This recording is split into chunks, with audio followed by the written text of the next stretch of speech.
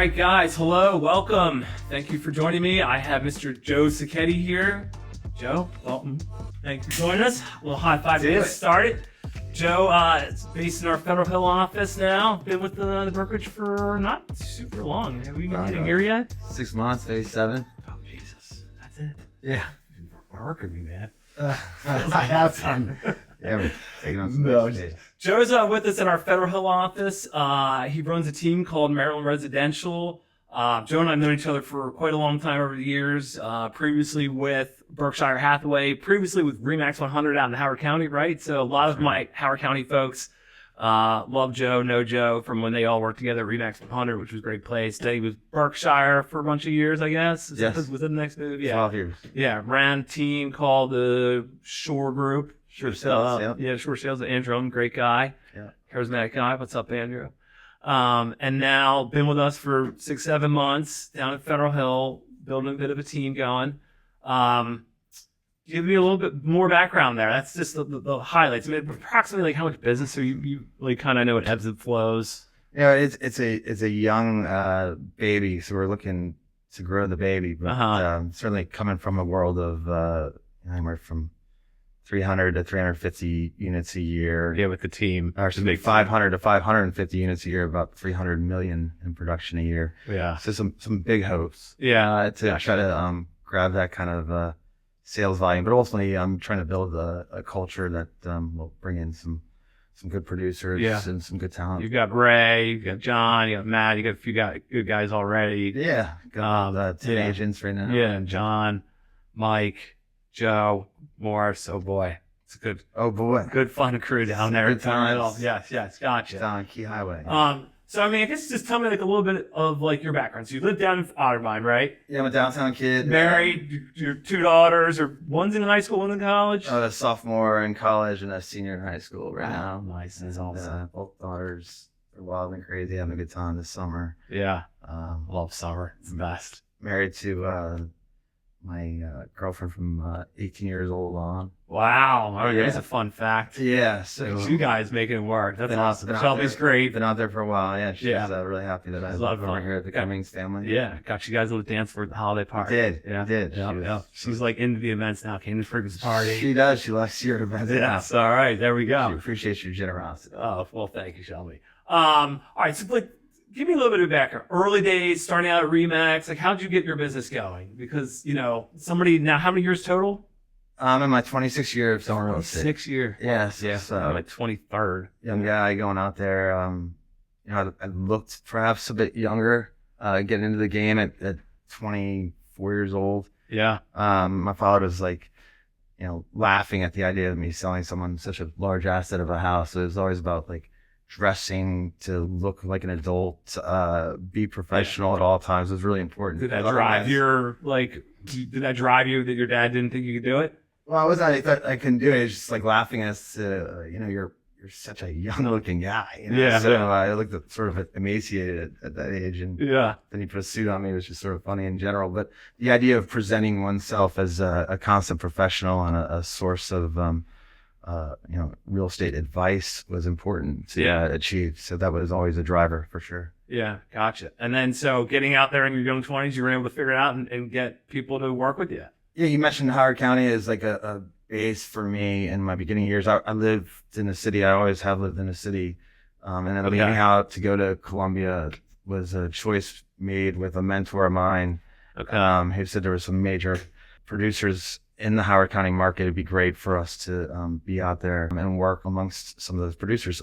One of whom is Concetta Carrera. Okay, a major. Great. She's with us. That's the beginning. Yeah, she's wonderful, and her and a lot of the Howard County folks that you are now seeing in the Columbia office were all major mentors for me. So coming out of the city, going to a Columbia office, working with that kind of like pedigree of a realtor was really impactful for me. It allowed me to then come back to the city and work with a lot of folks, referrals. I had a lot of folks who were living in Howard County that didn't want to go to the city at night and show their clients' kids' homes and all. So it's a great referral source for me as well. Yeah.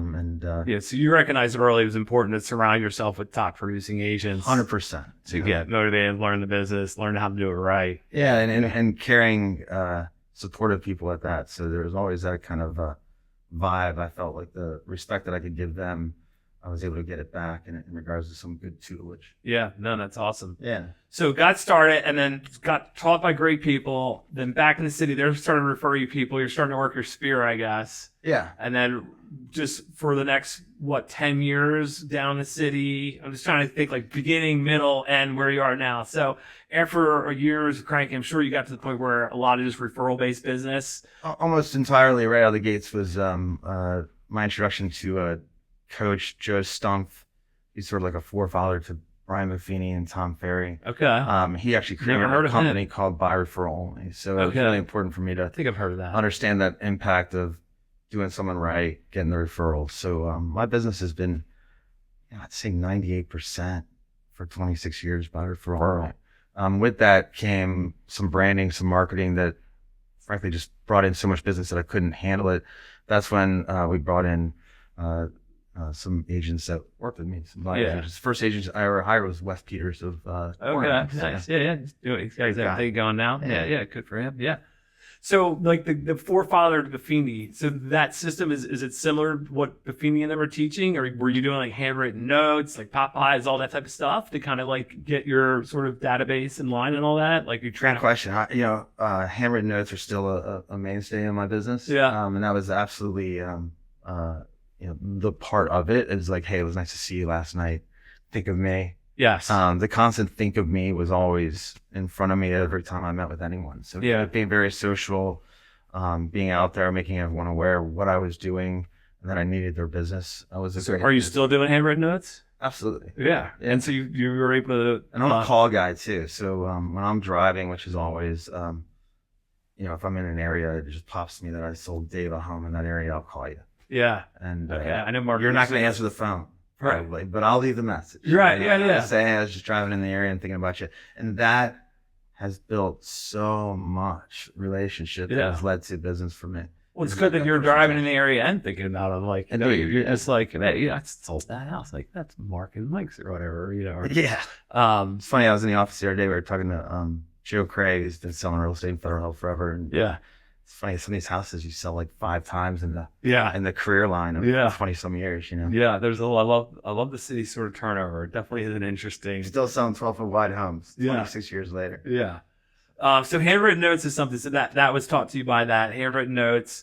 I mean, have you gone down the road and gotten into like doing a lot of events and things like that? Or Yeah, we've had events. I look at events sometimes as like, am I feeding the team of realtors with me, or am I really feeding our community of clientele? So I have to be really selective on that. A lot of times, as you're aware, the party scene of being the realtor event kind of moment is here. Yeah. But the moment of grabbing the client base is here. So we need to really identify where the money's going and what kind of purpose we're getting out of that event. But client appreciation parties have not been overly effective to me. It's more the one-on-one experience I can give you. Yeah. Whether it's that handwritten card, the touch, swinging by when I'm in the area is really something that's unique. That in my beginning years was really awkward, and getting over that and just touching on people and saying, hey, how's things going?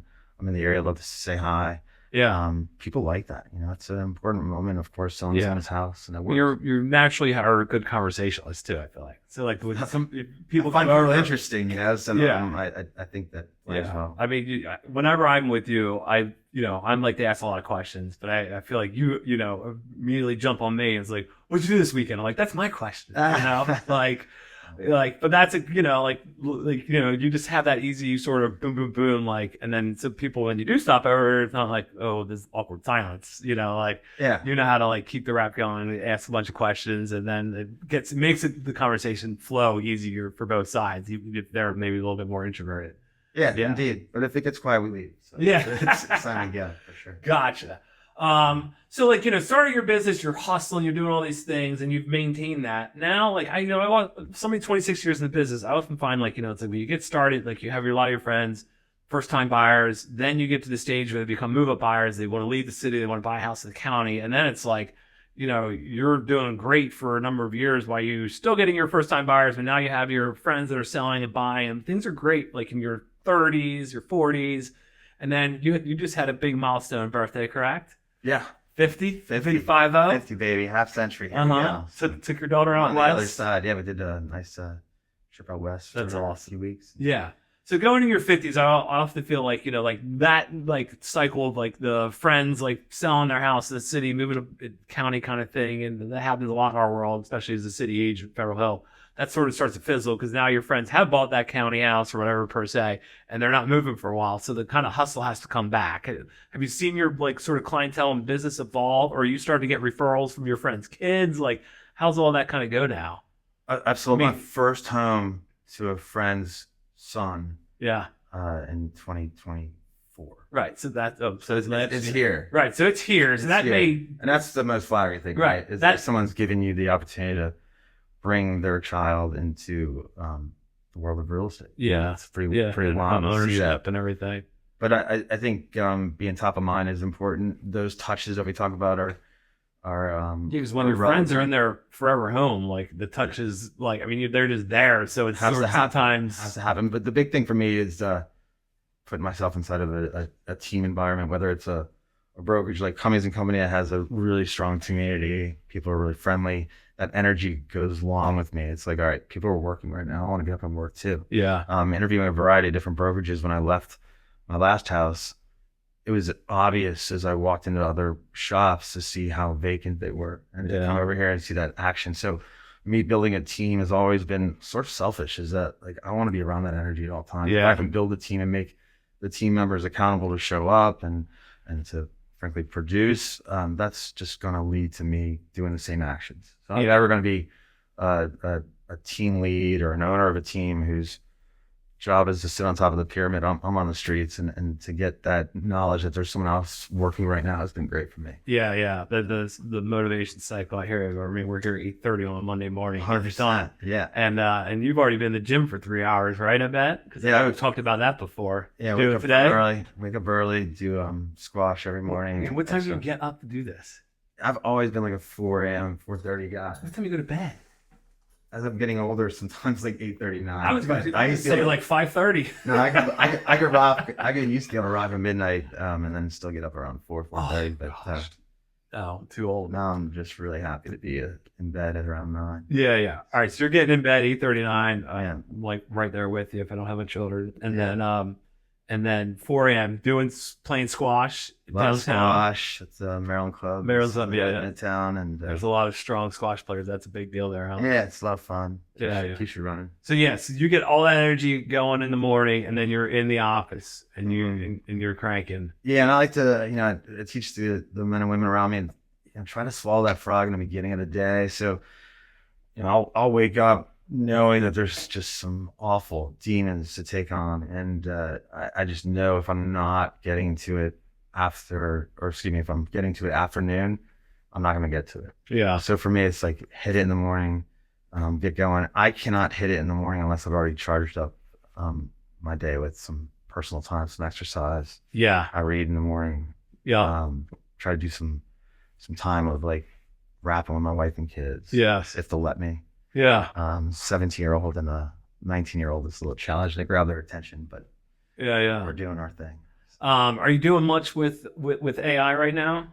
Yeah, we've had some really, really interesting revelations with AI as to how they can help out me, who is like still using paper and like I said, picking up the phone and calling. But AI is wonderful in figuring out our targets to market to. So I can look at what's working, ship it into various AI platforms, and get some more direct targets just from an overall organization. I own the property management company. Yeah. We've been able to sort out various things of compliance deadlines, milestones that are necessary. Getting direct advice from AI has been really wild.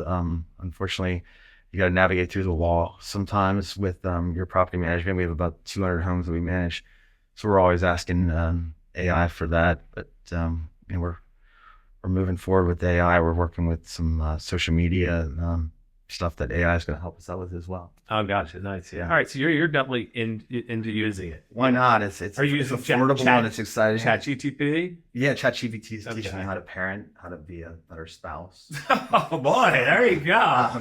Everything these days. Yeah, man. Take care of. What's the spousal advice? Just how to say yes. Yes, better. And can I buy this? Thank you for everything that much more.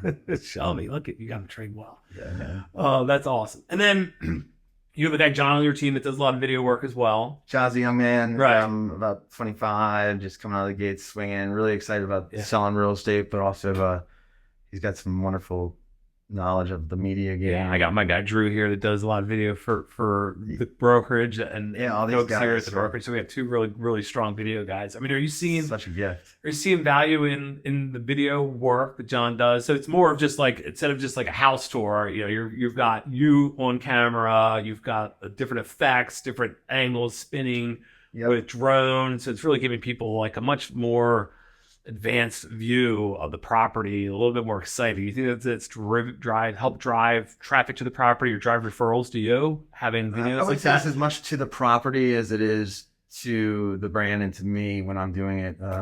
Because I asked this question, and we'll cut you off. Because there was a photographer over the weekend, I won't name names, but kind of said like all these fancy videos like aren't necessary. You just need good photos. Well, and I kind of beg to differ in the fact that if it drives traffic to the agent, which I think definitely helps do, but if it also, gets someone to watch the property and say, ooh, like that actually is something that I want to maybe watch this slow walkthrough video, but now that they've zoomed out so quickly and I can see that there's a pool and all this stuff, maybe I do want to like consider this, like I know that area or whatever. Like, are you seeing more engagement or more interest from having higher quality video work than what's been out? It's the game keeps sort of changing. It used to be the la-di-da walkthrough video, and now it's really where my business is versus say where John's is. So I have 20 some years of a referral source, a core stream of clients that are sending me business. John, newer to the business, doing his social media. I'm doing mine. Mine's top of mind amongst my core. Yeah. It's fascinating to study what his is doing because it's bringing in truly raw people from the public that have no knowledge of him prior. Gotcha. They see him showing off a beautiful home. They think that he's capable of showing them a beautiful home, and voila, they're hitting him up. Gotcha. On a DM. To see that for me as a consumer. On the direct messaging through like Instagram or Facebook. Exactly. Like that's just something that wouldn't come to me as a consumer to think to do that. But of course, there's a viewer that's absolutely doing it. It's a parent. He's working right now with 4 home buyers and 1 seller that is all from his social media campaigns. Watch that world. There blows up that theory that you just need good photos. Well, and I'd say you have to do stuff that's certainly not consistent, not just going to be, hey, I'm going to flip away. And he does that. Mine is absolutely trying to hit some humor, showcasing what I'm doing on the day-to-day, making sure you don't forget about me. So it's very much, I'm hitting top of mind amongst my sphere. He's hitting, hey, I want the public to know about me. Sure. And I'd say both bring in enough of a return that you should be doing it. Yeah. It's something that if you have that resource available to you, Drew or John, grab onto it and do something. It does work. Yeah, I know. I think the hardest part is trying it for the first time. So, and running a team, I've always had a media background as we're running the team, for that resource, and you find different agents of different age groups and just overall anxiety or not being anxious of that. And we have ways of getting the agent in front of a camera without necessarily he or she speaking and presenting that. And I think a lot of the agents that come to us and work with our team are finding some hope there. Yeah, awesome. So we're coming. Anything else you want to share about your experience in the business or thoughts on the business or any fun facts, real estate related things that have happened over the years? Oh man, there's been plenty of fun things. I just love the business of real estate. I love the realtor community. Connecting here in Central Maryland. We throw a large party. Yeah, we throw a large party whenever there's a Maryland Association of Realtors convention at the beach. And it's fun to see everybody come together for sure. Yeah. And I think overall, it does seem 20 some years later, it's a lot of the same players having a great time. Yeah. And if you think about what they're doing during those fun times, it's that they're really enjoying what they do. And that's the big trick that we're trying to teach everyone that works with me on my team is like, let's have a great time. Yeah. Let's show up. Let's work hard. Yeah. Like give the customer exactly the service they deserve. And Yeah. that's the Right. that's the trick of the game is to really live big. I got into the selling real estate because I certainly didn't want any kind of glass threshold over me, glass ceiling. I wanted to be able to play big. Yeah. And work big. Right. And that's what we do. Eat what you kill kind of thing. 100%. Yeah. I was the same way. Like no ceilings, and the sky's the limit always. So yeah, that's the great thing about this industry, and you get to help people along the way do something that they need. That's where I'm at right now. It's growing the team. It's really just getting more and more excitable about that. Yeah. All right, well, guys, I think that's it for our time with Joe Sachetti here. I appreciate it. Thank you very much. If you got any questions for Joe, he's down at our federal office. You can find him on our website. I'm sure he'd be happy to connect with you, chat with you about anything you want to talk about. Joe, thank you. Appreciate it. See you, man. All right, guys, have a good rest of the day. Take care.